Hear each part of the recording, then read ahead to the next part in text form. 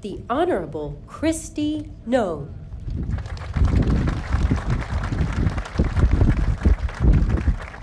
Well, good morning. It is so wonderful and such an honor for me to get to come here and spend some time with all of you. And we're here to talk about how secure this border is and to celebrate that we have 1 year of a secure border and a secure United States of America. I want to say thank you to the gentlemen who all spoke before me and thank them for their leadership. To Paul and Rodney and Todd and Chief, just thank them for all that they've done to lead the men and women of the Department of Homeland Security in carrying out the mission that President Trump committed to fulfill for the people that live in our great country. I also want to thank Tom Homan for being the border czar. He was busy up in Minneapolis today and wasn't able to be here, but we thank him for his leadership as well. But most of all, we thank President Trump for the guts and the love of this country to do the right thing. To make sure that when he talked to the American people, he talked about the fact that what we had going on here in this country under the Biden administration was the greatest humanitarian crisis that we had ever seen in our history, and that it needed to be fixed. And the way that you fix it is you just enforce the law. That you go out there and say the laws need to be enforced and they need to be applied equally to every single person.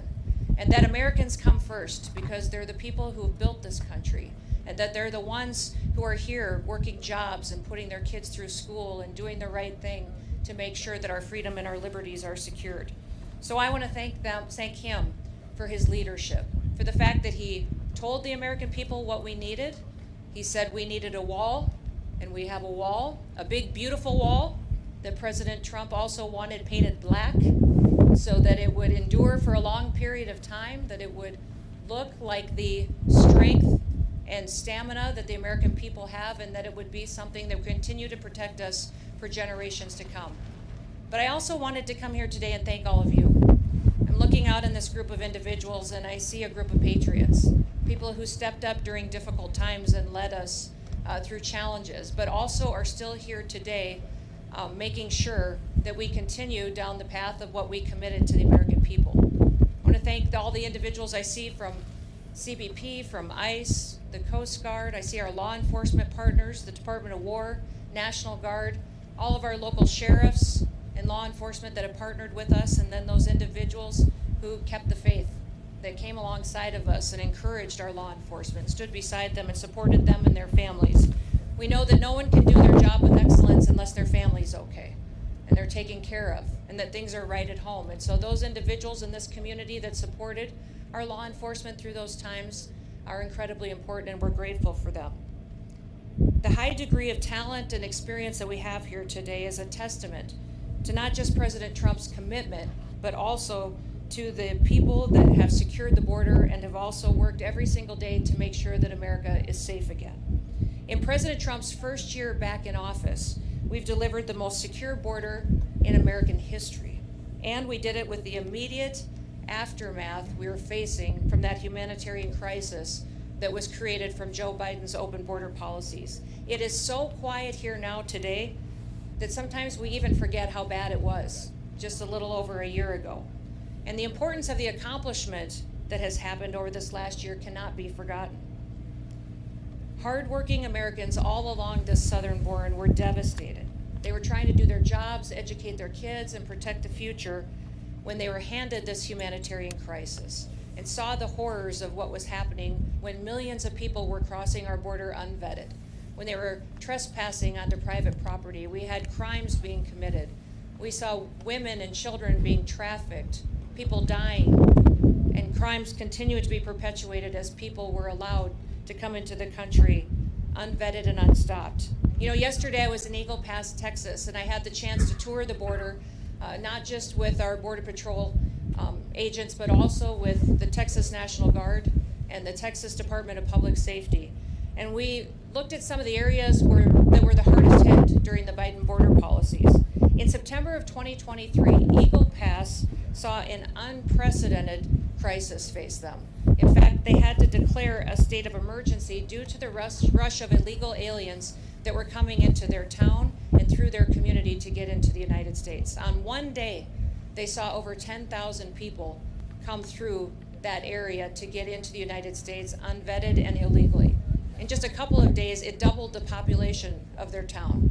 And it caused a crisis not just for their medical care facilities, their businesses, and their families, but it absolutely crushed them and their economy. And their crime was rampant and overrun. And just last week, or a week or so ago, I got to spend some time in Brownsville, Texas. Spent some time with farmers and ranchers. And we talked about what their lives were like just a little over a year and a half ago. How they saw trespassers come onto their property, cut their fences. Their livestock were loose, and sometimes they incurred death there as well. They had crimes, people breaking into their homes and their facilities.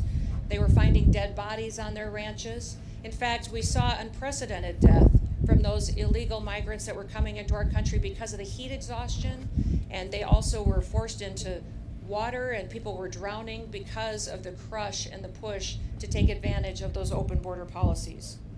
Those ranchers were talking about how different it was for them now. The fact that their ranches are safe again, that they don't have drug cartels running drugs across their property and down their roads and endangering their children and their schools. Many of the schools in many of these communities had to put up barriers and protections and boulders and rocks just between the roads and their schools to keep their children safe, so that they could go in and out and get their education in a way that would protect their lives. When things like this happen, people are not just challenged with the crime, but they're challenged with the fact that their economy is hurt, their businesses are hurt, and also that these illegal migrants were being victimized each and every day. At worst, illegal aliens threatened the lives of American citizens with crime and violence and drugs, but they brought with them a recognition that the rule of law didn't matter in America anymore, that laws weren't going to be enforced, and it sent a message around the world that people could just come to America and no one was going to do anything about letting those dangerous individuals come in with terrorists, suspected terrorists and criminals that were allowed to come in with those illegal migrants. And while the left tries to tell us many times that it's somehow compassionate to allow that kind of chaos, it isn't. It was dangerous, not just on this side of the border, but on the Mexican side of the border as well. We saw many of those illegal migrants not be able to survive the brutal terrain. They didn't survive the river crossing. Those causes of death, of heat and water, were dangerous, and the left behind so many bodies that in some counties along the border, they had to install migrant morgues just to pick up the dead bodies that were passing away on their way to try to get into the United States. In fact, during the Biden administration and those open border policies, we saw even the UN declare that the United States and Mexico border was the deadliest land route in the world. Countless people were sexually abused and trafficked over and over again and exploited. One story that I remember that impacted me so dramatically was a horrifying story of a father who paid a smuggler $1,000 to bring his wife and his 2-year-old daughter into the United States. Once they got over the border, those smugglers took that mom and daughter into a stash house and kidnapped them and held them hostage for a ransom and said that father would not get them back unless he paid another $23,000 to them, and said if he did not immediately pay, that they would do things to his daughter that he couldn't even imagine. That was happening on a daily basis because of that invasion. Over those 4 years of chaos and destruction and death, many of the left said that it was compassionate. They said it was compassionate to let millions of people come in unvetted and be subjected to murderers and smugglers and cartels and gang members. Was it compassionate to make Americans share their communities with criminals? Was it compassionate to encourage men and women and children to break the law and to put their lives at risk, knowing that they could be victimized along the way? And was it compassionate to demonize those federal law enforcement officers that took an oath to uphold the law and to keep Americans safe? You know, the left and Democrats dare to harass, threaten, and dox our officers, assault the men and women of the Department of Homeland Security and our federal law enforcement. And they try to say that enforcing our immigration laws and arresting and deporting illegal criminals and violent criminals is inhumane. Well, what about the victims of that illegal crimes? What about the flow of drugs that were coming over our border and killing our next generation of Americans? What about the Angel families who lost someone that they dearly love, that they'll never have back again and don't have a future with? They don't talk about the Laken Rileys, the Jocelyn Nungarys. They don't talk about the Rachel Morans. And they don't talk about the thousands of Americans that we've lost to drug overdoses and to poisonings. In fact, the flow over this border of illegal fentanyl has been cut in half since President Trump has been in office. And since he has secured this border and built this wall, 56% of the fentanyl has stopped coming into our country and saved millions of lives. The Democrats and the left say that compassion was that invasion, was that humanitarian crisis. But President Trump says that compassion is taking care of people. Joe Biden and his policies during those 4 years lost 450,000 children. Many times they placed them with sponsors that abused them, that trafficked them. The government paid people to take our children and to traffic them. Since President Trump's been in office, we've located 145,000 children that were lost, and we're not going to stop till we find every single one. Because of President Trump's leadership and his bold action, this country keeps breaking historic records. In fact, we have the lowest crime rate in this nation right now because of President Trump and his strength and securing our border that we've ever had in the history of this nation since we've been tracking crimes. The lowest murder rate that we've ever recorded in this country, and that's because we enforce the law and we hold criminals accountable for what they do to perpetuate violence against the American people. In fact, for the last 9 months, the Border Patrol has released 0 illegal aliens into the interior of the country. It's incredible the work that they do every day. And that's what happens when you fight for law and order. Overall, Customs and Border Protection has recorded the lowest number of encounters in the agency's history in 2025. Daily encounters have fallen by 95% over the last year.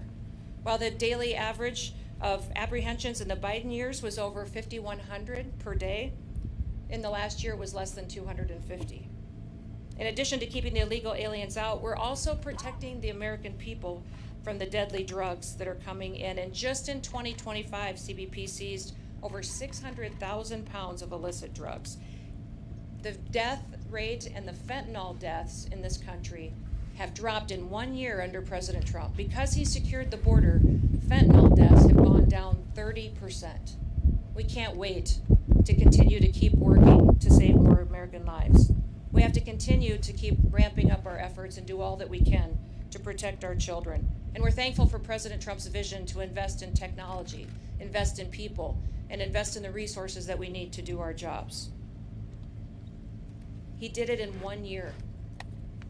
You think about what this country has gone through over the previous 4 years and what a turnaround that we've seen.